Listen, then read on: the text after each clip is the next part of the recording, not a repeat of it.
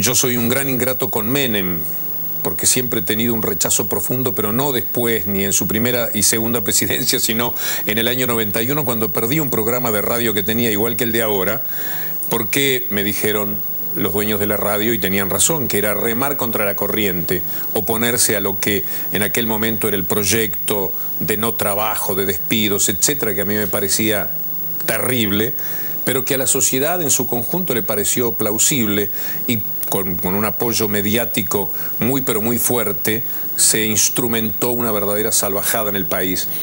Y digo que soy injusto con Menem porque, con todo ese desprecio que yo tengo por sus tiempos de gobernante, fue la mejor etapa de mi vida como viajero. Uno paraba en hoteles. Yo me acuerdo que cuando vino lo del Corralito, yo por ejemplo paraba en un hotel en París, un hotel de Bussy, que es en la Rue de Bussy, muy cerca, siempre elijo el barrio latino porque hay un amigo mío, y el hotel me costaba 300 pesos, 300 dólares, 320. Cuando vino el Corralito, crucé enfrente al Hotel Louisiane, que me costaba también 300 pesos, que ahora equivalían a 100 dólares, a 80 dólares. En realidad todavía voy a parar, acabo de estar en París y paré en ese Hotel Louisiane. Quiero decir que en esa etapa me permití, como muchísimos viajeros, darme ciertos gustos y lujos de hoteles impresionantes, qué sé yo.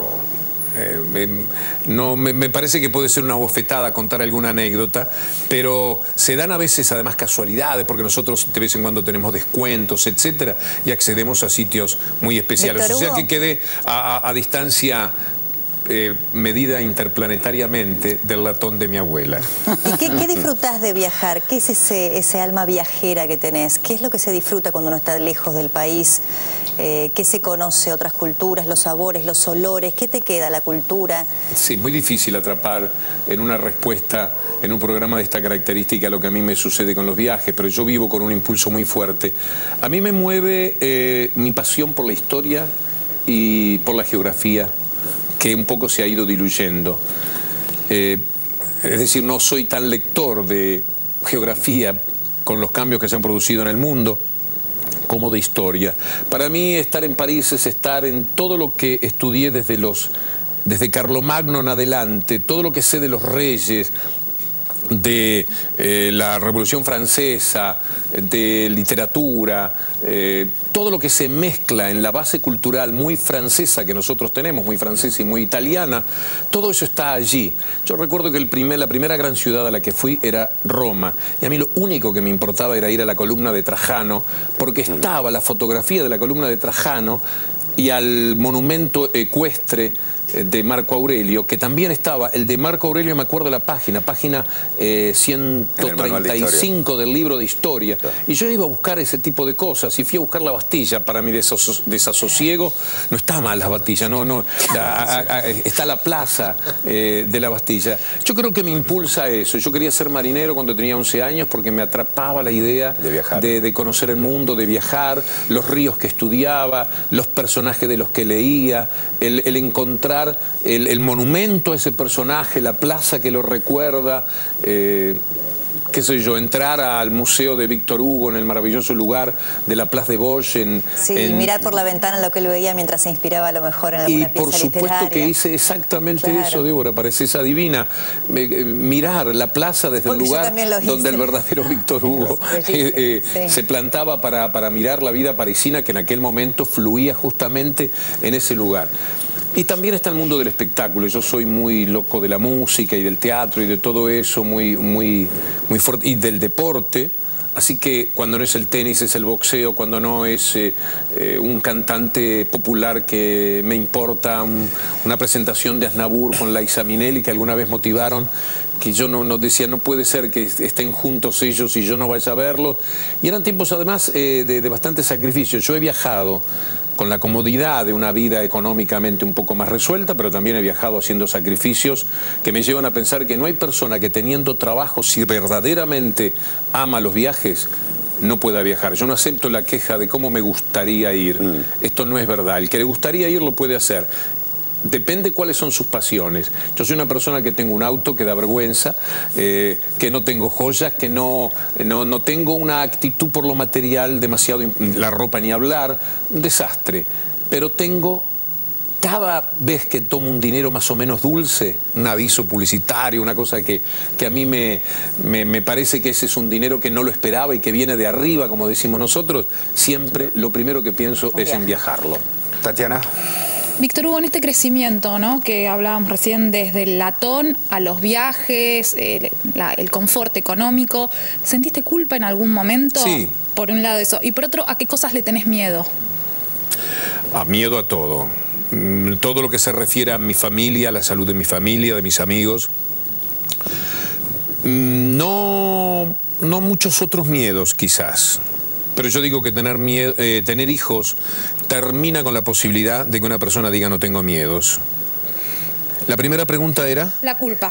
La culpa sí, porque yo he visto enorme cantidad de personas verdaderamente talentosas que fueron quedando por el camino, locutores magníficos, animadores estupendos, periodistas valiosísimos y profundamente éticos, que de vez en cuando yo los veo y cuando me encuentro con alguno de ellos, que la mayoría de las veces está ejerciendo ya otro tipo de profesión y olvidado de aquella capacidad y de aquel sueño, siento culpa por lo bien que me ha tratado la vida, porque yo soy una persona, no lo digo por humildad, soy una sucesión de golpes de suerte, aprovechados con un pequeño talento. He tenido capacidad para las pruebas y oportunidades que la vida me dio. Pero siempre, lo primero que hubo en mi vida fue la fortuna extraordinaria de que algo fuera de lo común sucediese para apuntalar mi carrera periodística. Pero perdón, respecto de lo que acaba de decir, ¿no es una mezcla de miedo y culpa esto de ver gente que quizás fue tan... Ya está, porque su carrera ya está obviamente hecha, pero nunca le dio mezcla de miedo y culpa ver gente quizás tan talentosa como usted que estaba trabajando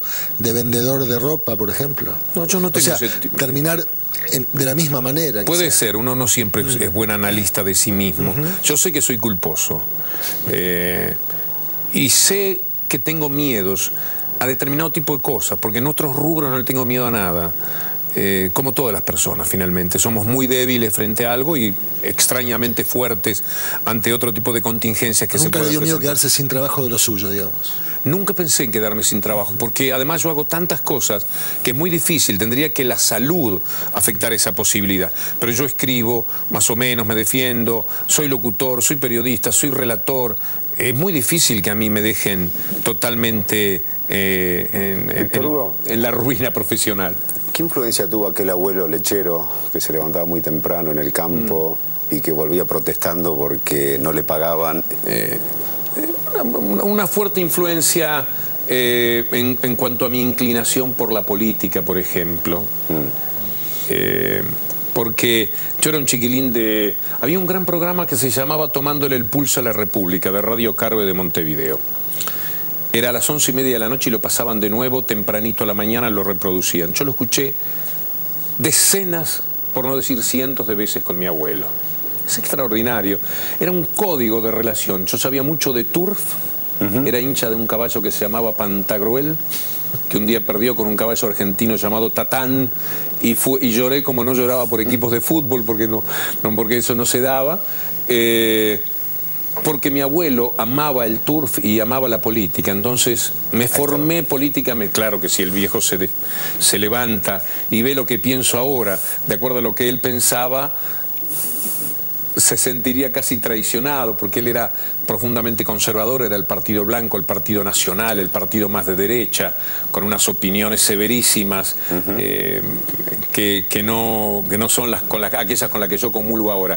Pero fue un aporte impresionante, y además son mis recuerdos, es mi tesoro. Él era lechero. Hasta los 6 años creo que vivimos afuera en la casa del viejo Pérez, y él como a las 3 o 4 de la mañana ordeñaba, yo alguna vez lo asistía, se iba al pueblo a repartir la leche, alguna vez iba con él. Los abuelos son una gran posibilidad de entender el mundo desde la ternura, y yo soy una persona de muchísima ternura, aún a pesar de este aspecto un poco más hosco y grandulón que tengo, pero me manejo con códigos de ternura. Vamos a ver un textual suyo, Víctor Hugo, que está allí en pantalla. Dice: a ver. Un buen periodista tiene que enojar a todos. Eso he dicho. Parece que sí. Bueno, Sí, es la señor. visión crítica quizás que tiene de la realidad siempre el periodismo, ¿no? Sí, yo construyo mi vida tratando de ser digamos, fiel a mí mismo, con las dificultades que esto siempre plantea, y no tratando de estar cerca de lo que llamamos el sentido común, la calle del medio, la senda de oro que hoy citaba de Maimónides.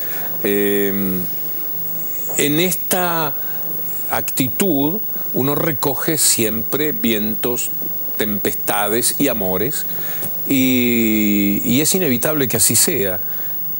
Por lo tanto, estoy seguro que si tuviese en cuenta lo que sería mejor para mí decir en determinados casos, no solo me traicionaría a mí, sino que a la larga también traicionaría a la gente, porque es imposible acomodar el discurso al gusto de todas las personas.